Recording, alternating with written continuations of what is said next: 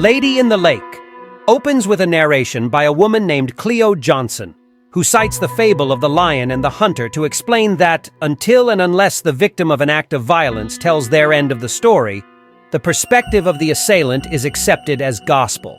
The narration seems to be coming from a letter addressed to one Maddie Morgenstern, and there's an undertone of anger directed towards Maddie because she has apparently used Cleo's story for her own benefit. The visual of this prologue shows Cleo's dead body being dumped into the lake, and it's followed by the title cards plastered over a scene of a guy in a mailbox costume, peeing in an alleyway that tell us that the show is going to take place in the 60s in Baltimore, and we're going to see the month-long lead up to the aforementioned death. So let's talk about the first episode of Lady in the Lake. Episode 1 shows the abduction of Tessie Durst as she gets separated from her mother and father at the Thanksgiving parade after she walks into a shop to buy a seahorse. Well, we don't see the actual abduction, but Tessie's interaction with a creepy-looking clerk is enough to tell the viewer what must have happened. The scene then cuts to Maddie buying a brisket, and since the meat is fresh, the blood leaks through the wrapping and ruins her dress. So she gets to the nearest clothing store to buy a new dress. And this is probably the first time that Maddie and Cleo cross paths, because Cleo is the model in the shop from where Maddie buys a dress. To be specific, Maddie buys the dress that Cleo was wearing while it is on display in the window of the shop. Some not-so-subtle racism happens at this moment, but Maddie seems to be in too much of a hurry to think about the skin color of the person who is wearing the dress that she has bought. The following moments are intercut between Maddie attending a Jewish event with her family and Cleo attending an event for black women with her friend, Dora Carter. Cleo tries to chime in on Myrtle's comments about educating black children instead of allowing them to get embroiled in gang-related jobs, but she is immediately shut down by Shell Gordon's men because Cleo actually works for Gordon, who is the owner of a bar who runs several illegal side businesses.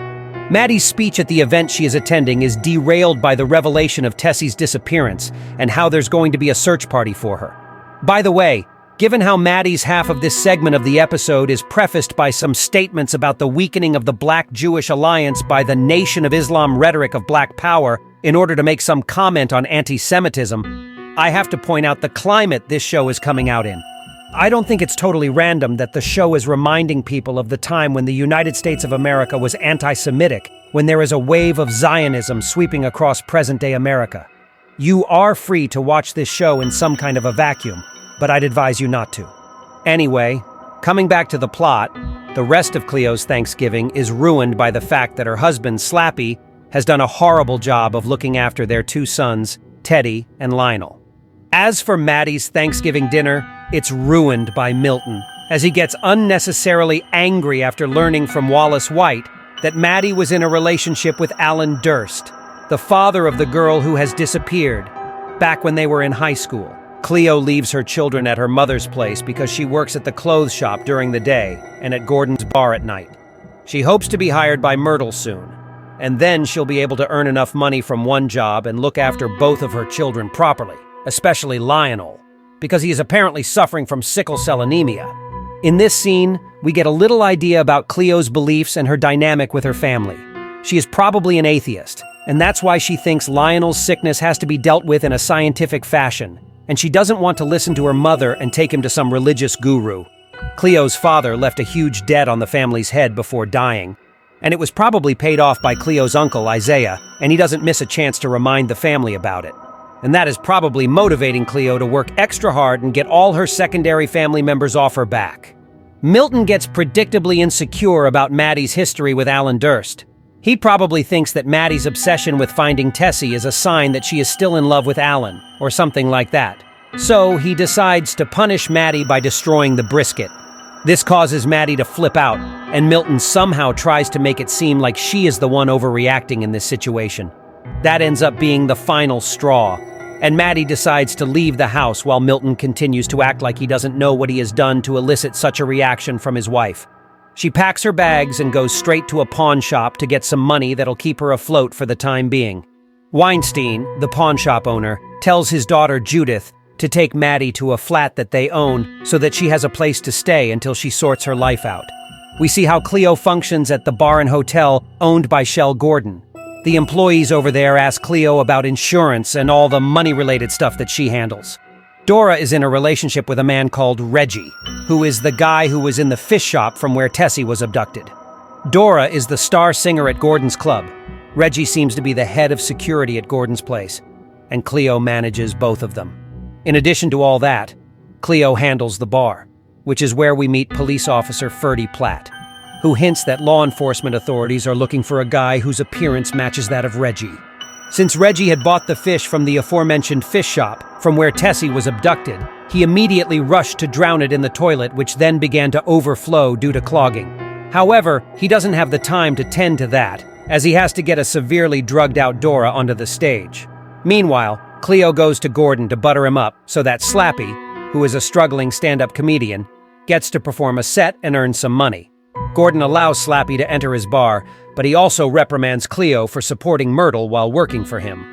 Maddie is a little taken aback when she finds out that the house that Judith has arranged for her is in an all-black neighborhood, but she doesn't dwell on that for too long as she rushes out into the woods to look for Tessie. As Maddie and Judith approach the lake, they find Tessie's lifeless body there. Maddie breaks down as if she has lost her own child, and to be honest, I do think that Tessie is Maddie's child. Maybe there's more to her affair with Durst than Maddie is revealing at the moment. Maybe Maddie had Tessie with Alan out of wedlock, and Alan and his wife decided to raise her as their own, while Maddie formed her family with Milton. Well, by the looks of it, these decisions have taken a horrible turn, and it'll lead to the unraveling of Maddie's life as well as that of the Dursts. Episode 2 opens with a flashback to Maddie's school days when she was dating Alan. Maddie intends to interview Alan's mother, Louise, about her artwork. It doesn't go too well because Maddie is too inexperienced to go toe-to-toe with Louise. On top of that, Louise is quite apprehensive about Maddie's relationship with Alan, so she isn't really interested in giving any good answers to Maddie. The awkward moment is saved by a phone call, and Hal Durst, Alan's father, enters the scene to have a conversation with Maddie. Now, based on Hal's tone as well as the painting of what seems to be a naked Maddie lying in a lake, I think the man is a creep. Coming to the plot that's unfolding in the 60s, Maddie and Judith are taken away for questioning regarding the discovery of Tessie's body by an anti-Semitic cop, and then later dropped off at the home that Judith has arranged for Maddie. The following day, Maddie attends Tessie's funeral, where Tessie's mother breaks down while holding on to Maddie. The abductor's mother watches all this from afar and goes home to beat the living hell out of her son. Based on the abductor's actions and the mother's words, it seems like the guy is mentally unstable, and Tessie isn't his first victim. While dropping off Dora in her room, Cleo learns that there was a time when Gordon funded Myrtle's political campaigns. Since Cleo thinks that Myrtle is the antithesis of Gordon, and that she is going to clean the streets that have been dirtied by Gordon and his illegal businesses, she isn't able to digest this piece of information. But one look through the record books in Gordon's establishment confirms Dora's allegation. Myrtle did take donations from Gordon in the past. Cleo gets drunk and arrives at Myrtle's office. Initially, Myrtle praises Cleo's speech from the other day about educating black kids, and then she proceeds to dash Cleo's hopes and dreams about working with her. The politician points out Cleo's ties to Gordon, while downplaying her own connection with Gordon, and paints it as the reason why she can't be hired.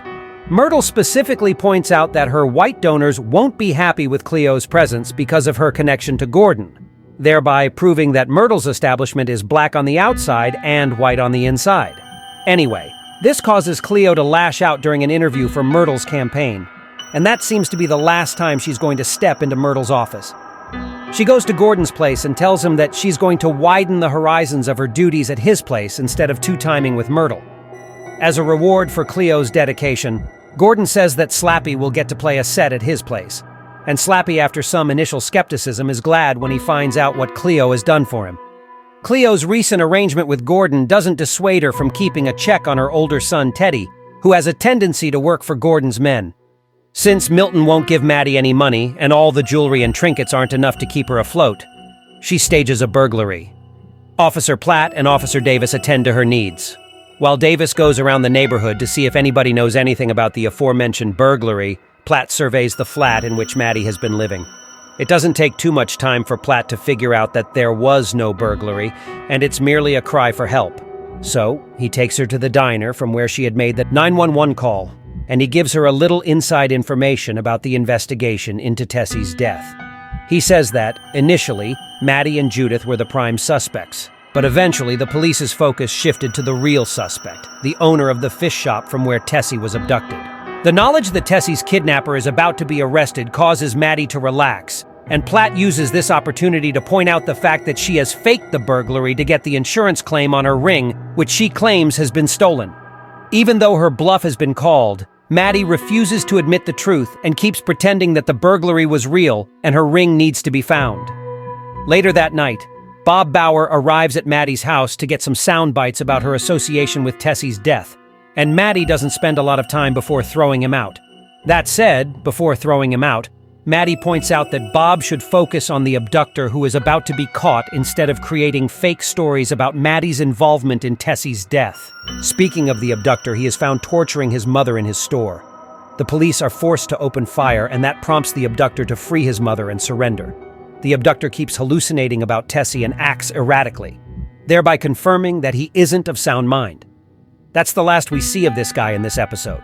We'll have to wait for the next few episodes to arrive to learn more about what he did to Tessie and what the motivation behind his criminal activities was. When Reggie gives an envelope full of cash to Officer Davis, it is revealed that the captain of the Baltimore police is in Gordon's pocket. As a sign of the goodwill between their bosses, Davis tells Reggie to lay low because the police are searching for someone who matches Reggie's facial description, especially the black eye he has received from an underground boxing match. So, instead of going for his next job, Reggie tells Cleo to go for a drop in his stead. After bidding goodbye to Slappy, who delivers a great performance, Cleo heads out. We get a glimpse of Platt hooking up with Maddie, and then we return to Cleo, handing over the aforementioned envelope of money to a gangster who loves birds. Cleo learns that the money is for the assassination of Myrtle Summer, and she tries to get out of this sticky situation because she doesn't want to have a hand in the death of such an influential person. However, the criminals give her the duty of driving them to their destination and then helping them escape from there. The gangsters shoot up Myrtle's place, and Myrtle's husband shoots back. Amidst all this chaos, Cleo makes a run for it. Now I've got to clarify two things. Firstly, it's unclear if Myrtle is dead. Even though we see the gangsters shooting inside Myrtle's house, we don't see her dead body. So, there's no way to surely say that Myrtle is dead. And secondly, it seems like this is Cleo's last night as a free person. After this, she is either going to die because we see her dead body in the same blue jacket that she was wearing on the night of the shootout, or she is going to be abducted by the gangsters who did make it out of the shootout alive and then killed later on. Either way, things look bleak for Cleo, and it'll be interesting to see how her arc is stretched over the course. Episode 3 opens with a flashback where a young Cleo is dreaming about ghosts and sheep. When she wakes up, she hears her father and mother having a tiff over the former's association with Shell Gordon, because of which he had to sell his trumpet to settle the debts. Seeing her father's financial condition, young Cleo decides to give away the money that she earned doing odd jobs to her father, and they share a sweet little musical moment as the father realizes how mature his daughter has become. In stark contrast to that, the adult version of Cleo is panicking and calling Reggie about the shooting, which has apparently only wounded Myrtle Summer. Instead of taking responsibility for putting Cleo in a tight spot, he makes it about winning Gordon's trust and showing him that they'll do whatever Gordon wants them to do, no matter how hairy things get. And things do begin to get hairy as Officer Platt and Officer Davis start a thorough investigation into the matter, while Reggie doesn't even tell Gordon that he sent Cleo to do the aforementioned drop, and that she was present at the scene of the crime because of him. To make matters worse, Lionel's health continues to worsen. So in a moment of sheer desperation, Cleo decides to get drunk and dance wildly at Gordon's pub.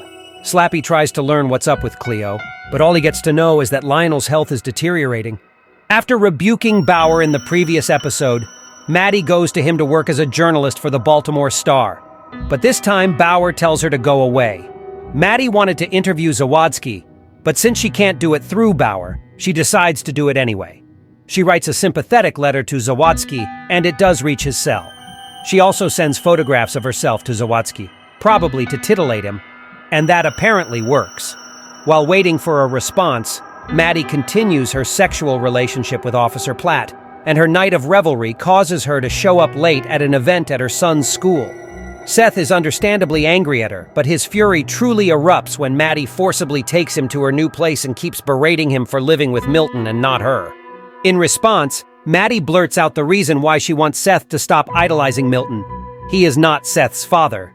Seth reveals that since he went through her diaries before his bar mitzvah, this doesn't come as a shock to him. I guess Seth hints at the fact that maybe Alan Durst is the father.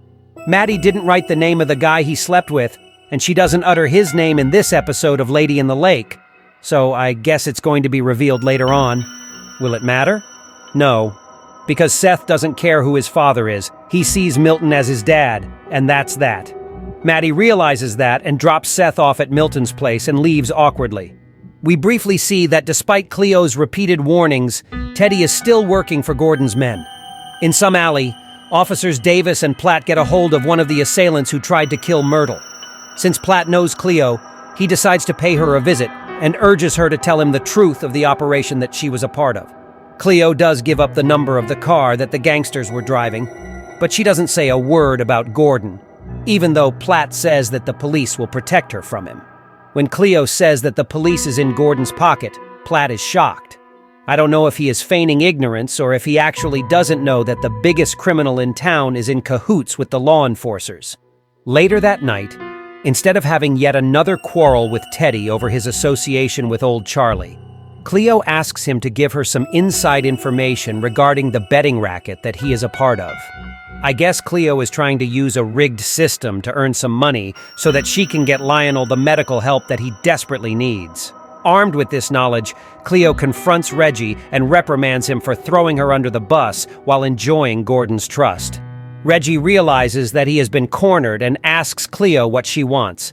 Cleo says that she wants Reggie to give him the winning number in Gordon's race betting racket. If Reggie helps her win money, she's going to call it even and let Reggie live the lie that he wants to live. Reggie doesn't want to betray Gordon, and since Cleo senses that he might try to kill her, she puts the idea in Dora's head that if she goes missing one day, Dora should report Reggie to the authorities. Maddie pays another visit to Bauer to tell him that Zawadzki has written back. Bauer tries to send her away again, but when she says that she'll get the letter published in a rival publication, Bauer agrees to let her pursue the story. Bauer says that the byline will be his, and Maddie will be credited as a contributor. It seems like Maddie doesn't care if her name is not in the newspaper. She just wants the money.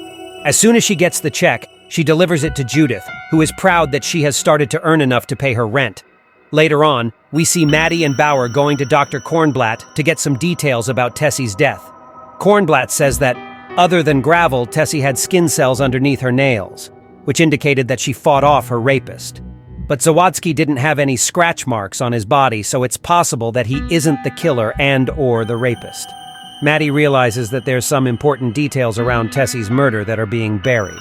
So she rushes to meet Zawadzki as soon as she learns that he is interested in giving an interview to her. The alleged criminal beats around the bush a lot, talking about Christianity and Maddie's romantic escapades at the spot where Tessie's body was found. But when Maddie asks him about Tessie's death, he straight up says that he didn't kill her. That said, instead of revealing the identity of the actual perpetrator, Zawadzki starts talking about some kind of experiment that was conducted on him.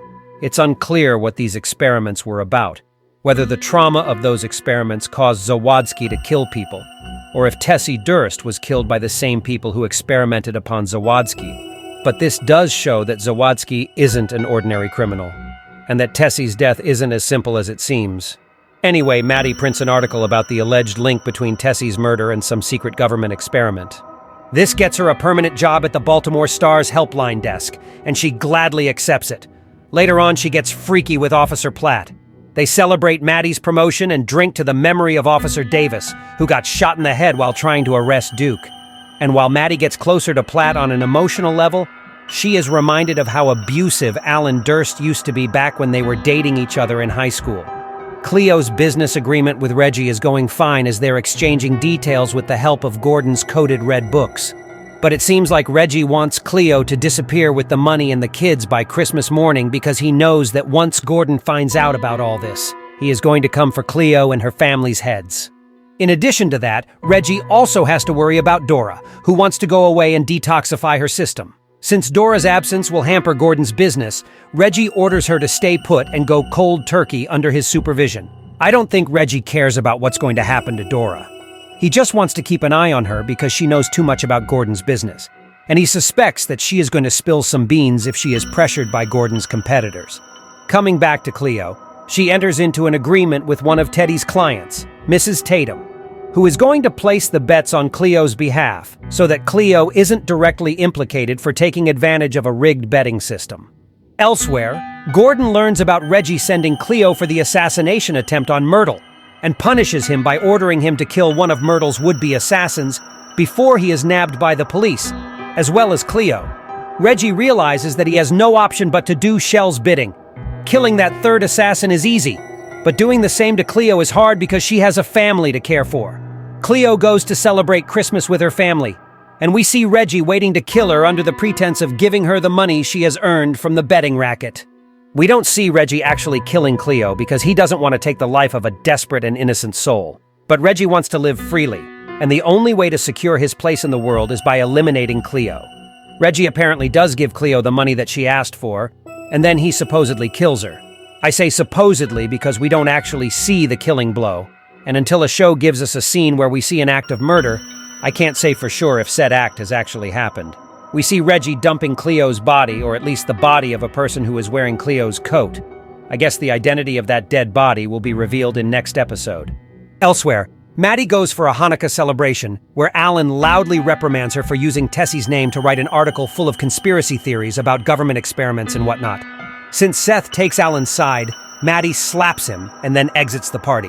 When she returns home, she finds out that Stefan Zawadzki has broken out of jail and has broken into her rented apartment just to meet her. He goes on another one of his unhinged rants, and even though it seems like he is going to hurt Maddie, he doesn't do anything like that.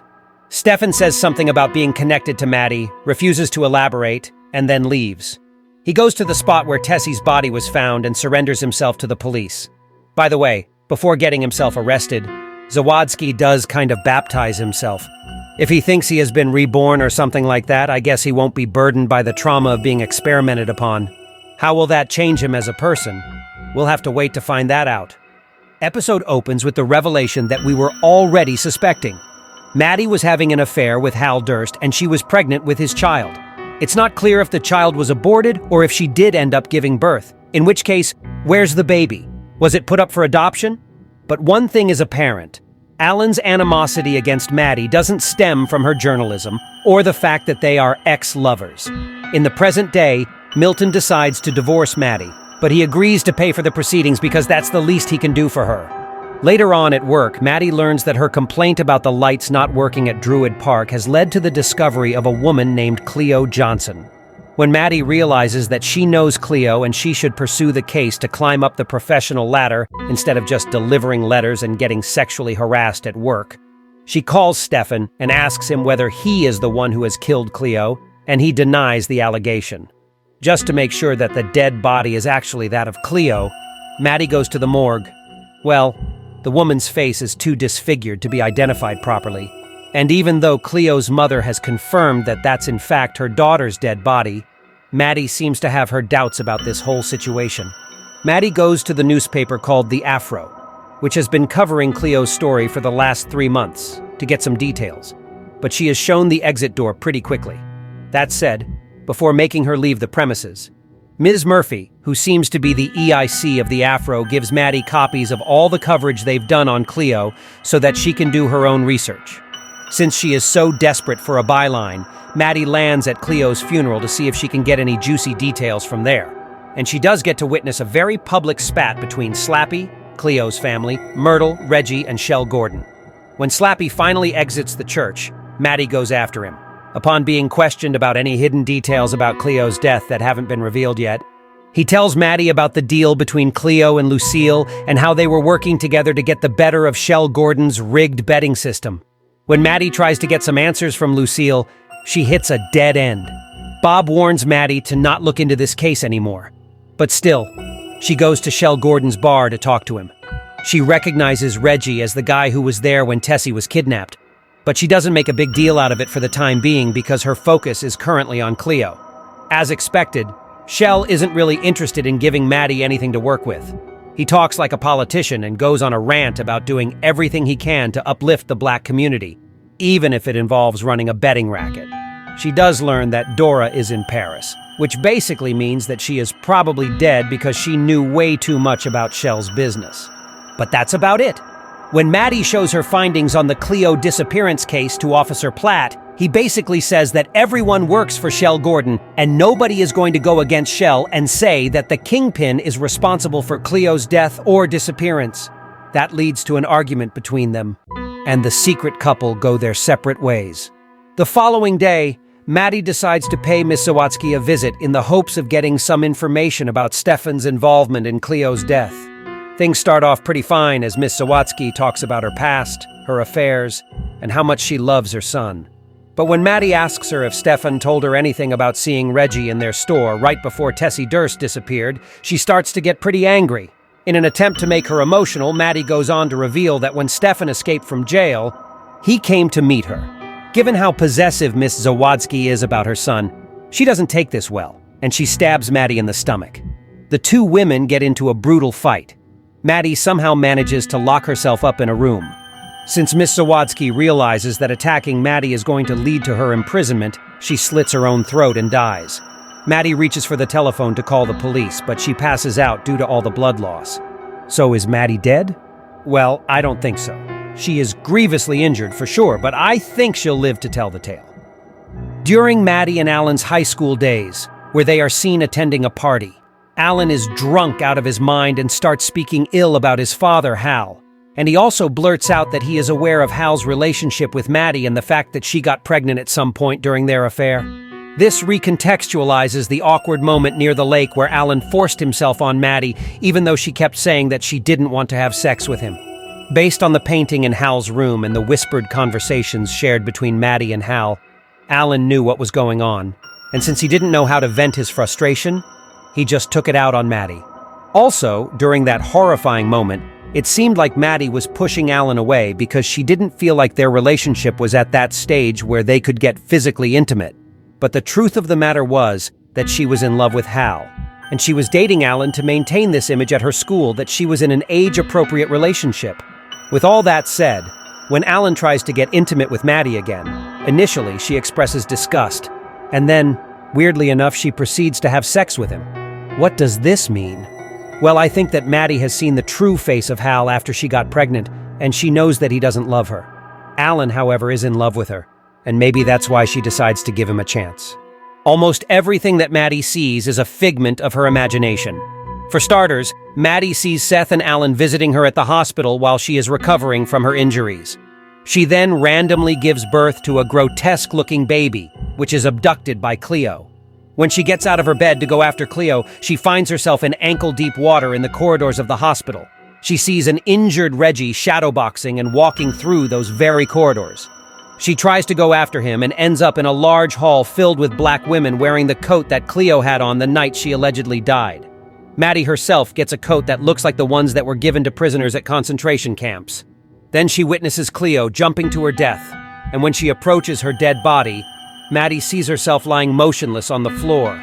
Later on, Maddie finds herself in a morgue, sitting in front of Tessie. When Tessie asks Maddie whether or not she is going to tell the world her story, Maddie blurts out that the little girl is old news, and she wants to focus on Cleo now. Maddie then finds the bodies of Hal Durst, a dead fetus, and a doll-like version of Steph. Then the episode briefly becomes a musical, and we see Maddie, Platt, and several other characters dancing to Me and My Shadow, the version by Peggy Lee, I guess. The dancers vanish, and the dancing hall changes to Maddie's funeral. Since no one wants to give a speech in Maddie's memory, she does the job herself after having a tiff with the version of her mother that lives inside her head. This is followed by yet another musical vision set to The Impossible Dream, where she sees a lot of people celebrating Cleo before Reggie appears out of nowhere and hits Maddie. Reggie frames Slappy for the alleged murder of Cleo. Since he feels bad for doing so, he pays Teddy a visit and gives him money to help him stay afloat because the Johnsons don't have any bread earners anymore. Teddy knows that his father has been framed, and he asks Reggie to tell him the truth, but Reggie says nothing and drives away with tears in his eyes. When he enters Shell Gordon's office, he finds himself face-to-face with Officer Platt, who gets busy questioning them about their involvement in Cleo's alleged murder. Reggie almost gives it away that he is reading off of Gordon's script in order to avoid getting himself investigated by Platt. However, Shell Gordon is a smart man, and he knows that Platt isn't stupid. So he quickly deflects the conversation to the topic of fishes and uses it as a metaphor to differentiate between black people who are working with him and black people who are working against him. That said, as soon as Platt leaves, Gordon gives Reggie an earful for not disposing of Cleo's body properly. I think Gordon wanted Reggie to make sure that Cleo's body disappeared off the face of the earth so that it couldn't be traced back to him in any way.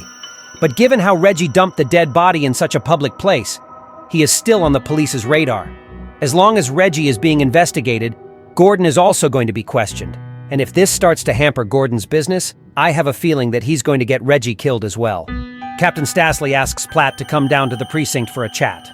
When Platt gets there after wading through a Ku Klux Klan rally, Stassley tells Bosco to have a talk with Platt. Bosco goes off on a rant about how Italians, the Irish, and the Jews have faced all kinds of oppression, but they've managed to rise through the ranks and make a place for themselves in society. Bosco alleges that the black community always plays the victim card because they can't achieve success. Platt rightfully points out that the only reason black people find themselves cornered is because every person who is some shade of white is united in their racism against African Americans. Since Bosco has no way to counter that, he brings up Platt's relationship with Maddie. He says that if this piece of information becomes public, then he is going to lose his job, and Maddie will be in jail. That says everything that needs to be said about the times the characters are living in.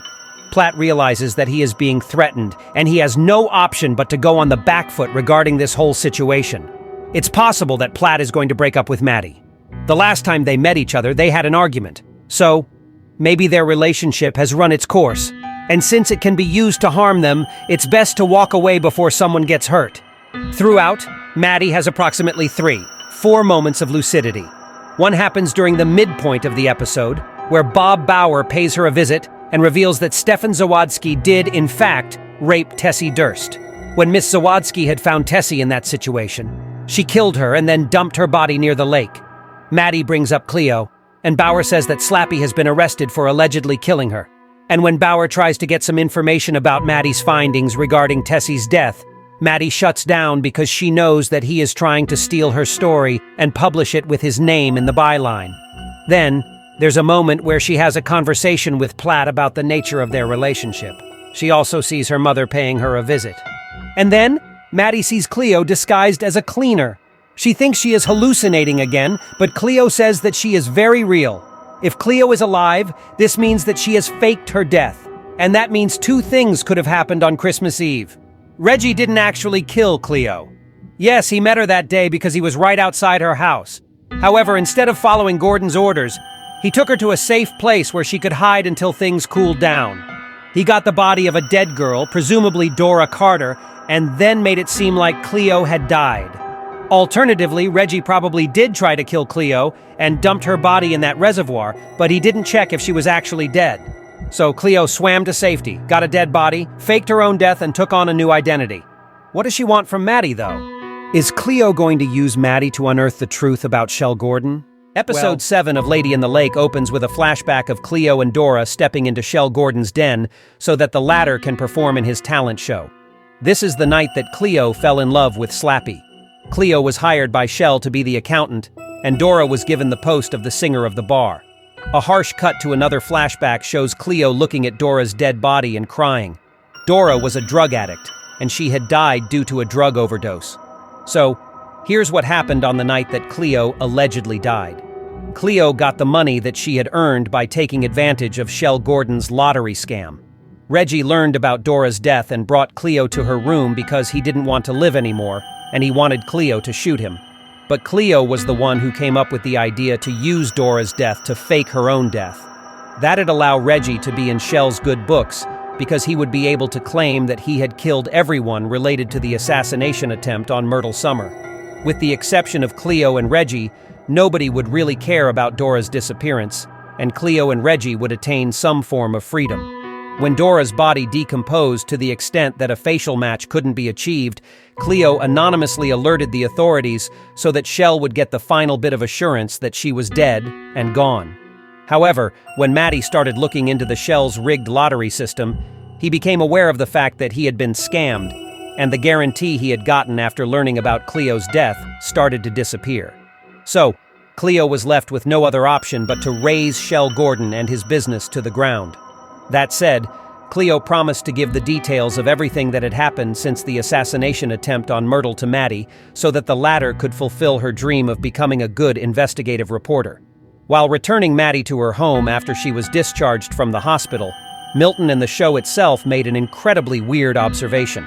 He said that the African Americans had stood up to the white nationalists, but in the aftermath of the fight against racism, the black community didn't exhibit the ability to be organized and stable. Anyway, later on, Maddie meets Platt. She asks him to set up a meeting with Slappy because he is innocent of the crime he is being accused of, killing Cleo. Platt informs her that he has been forced to resign because of his interracial relationship with her, but he knows that he was targeted by the police that's in Shell Gordon's pocket for questioning the big bad villain of Baltimore regarding Cleo's disappearance. Maddie tells Platt that he should consider getting himself reinstated by moving to a different state. Platt uses this as the opportunity to tell Maddie that he wants to settle down with her in Virginia, but Maddie rejects Platt's proposal because she wants to complete her story. Platt gets the hint, and he just gives her his address and tells her that, once she is done with her investigation, and if she still wants to be with him, that's where she will find him. Maddie uses the credibility she has received by getting stabbed by the woman who murdered Tessie Durst to get her own byline at the Baltimore Star. She sets up a meeting with Slappy and tries to assure him that she knows that he has been wrongfully accused of killing Cleo. Maddie says everything that Cleo told her at the hospital. She expects Slappy to hear all this and blurt out the truth about his last conversation with Cleo. But instead of giving Maddie a juicy scoop, Slappy says that if Cleo has faked her death, he knows that she has done it for his and their children's safety, and he asks Maddie to see that. Maddie, realizing that her story is slipping through her fingers, tries one last time to coax Slappy into telling her something controversial. However, Slappy refuses to budge and ends the conversation right there and then. Reggie meets Teddy for a special assignment. Teddy hates Reggie because he thinks the latter is responsible for Cleo's death, and that's why he refuses to get in the car with him. But Reggie does end up convincing Teddy to trust him, and when Reggie takes the kid to his mother, he is more than elated to find out that she is alive. Cleo recruits Teddy into her mission to take down Shell Gordon. So, while Teddy distracts Shell by telling him about how Reggie has been backstabbing him all this while, Cleo gets into the recording room and burns down everything in there. She gives some money to the accountant, Vernon, so that he can live a life that doesn't involve working for Shell Gordon. When she is about to escape with Reggie and Teddy, the former says that he is going to stay behind and ensure that Shell Gordon doesn't manage to wriggle his way out of this situation.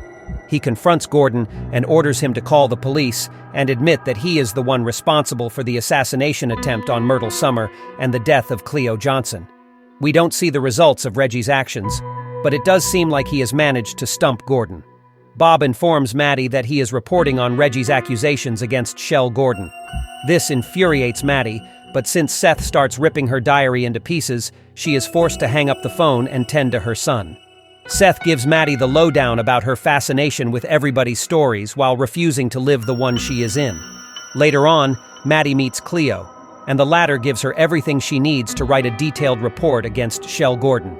Maddie shares her findings with Cleo. She tells Maddie to write her story properly, and in response to that, Maddie asks Cleo whether or not the two of them could have been friends under a different set of circumstances. Cleo essentially says that wouldn't have happened in any shape or form. Maddie bids goodbye to Judith, which is sweet, and Platt, which is bitter. Cleo moves to Paris with Teddy and Lionel. While Baltimore burns due to a spate of racist violence, Gordon rots in jail because of Cleo, Reggie, and the reporting by Maddie. Slappy gets released from jail and is on his way to reunite with his family. Cleo starts working as a singer. Maddie writes the titular book, and that's where Lady in the Lake ends. We have reached the end of this video. For my part, this has been all. I hope you liked the video and that you share it with someone who you think might like it. If you find the content interesting, don't forget to subscribe and activate the bell icon. See you soon.